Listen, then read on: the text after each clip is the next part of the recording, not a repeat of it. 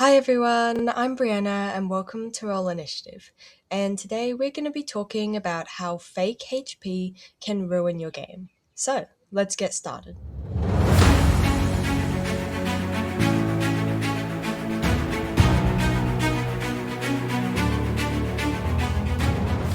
Okay, so what I mean by fake HP is when your players are fighting a monster and you don't have a set HP. You're just adding up how much damage they've done, and you'll decide when is a good time for it to die. It doesn't have HP. And this is so wrong on so many levels. First, it breaks your players' trust because if they ever find out that all of their combat, there was nothing to it, they were just waiting for you to decide it was time for the enemy to die, then that's not going to be a very fun realization. Also, it almost takes away everything that combat is about. HP is the center of combat. If you just ignore it, then there's no longer anything to the combat. D&D is a game about chance, relying on the dice to tell a story. And it completely ruins that if you take away the health to give you complete control over combat.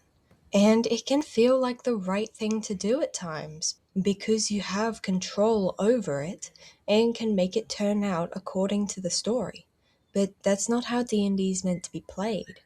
And while that's not all I wanted to cover in this video, because if you clicked on this video, then you probably don't just want to hear all the problems with it. You want to hear about some other similar things and how to fix it. So let's have a look. Fudging health is just one step down from having fake health, because even if you have a number, it isn't any better if it doesn't matter. If you ignore it, then what's the point of having it? Though there are some times when I think it is perfectly fine to do this, such as when you've created whatever they're fighting, maybe it's homebrew, and you realize that you didn't balance it right. When it's your error and not just the luck of the dice that is bringing down an encounter, then I think it's fine to be able to correct your mistakes. There's no time when your mistakes are set in stone, and I think it's perfectly fine if it was your error to fix it. The same thing goes for when one of your players has just made an awesome comeback or has done something really epic and hit the enemy, and there's like a couple hit points left, and it's just not going to be as exciting if it lasts one more attack that's just I roll to hit it with my short sword. So sometimes I think it's better for the story to just let them have it sometimes in certain situations like this, where it will actually improve the story and all it does is take off one more attack or a couple misses and another attack. In fact, I actually have a homebrew rule that's fairly similar to this, which is having a range for a monster's health instead of a set number.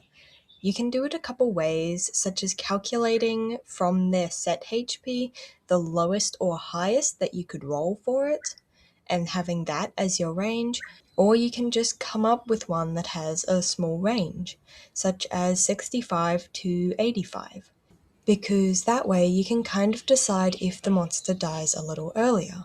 Because that way you have a little more control over the monster. You have their set HP and the range where they can die slightly earlier or slightly later. But this is just one thing that I do. And if you don't like to change the health of your monsters at all, then that's perfectly fine. And there's plenty of other ways that you can influence an encounter that's not going well without doing that, such as reinforcements for the bad guys turning up. There's plenty of things like this that can alter combat so much and doesn't have to do with changing the health of any of your monsters. But this is all kind of a very controversial topic, so you don't have to do any of this. It's a lot about making up what you think works and going with that. So long as you and your table are having fun, then that's kind of all that matters. But anyway, we're at the end of this video, so I really hope that you found it useful, and that if you did, you might consider liking it or maybe even subscribing to my channel. Thank you so much for watching, and I hope to see you next time.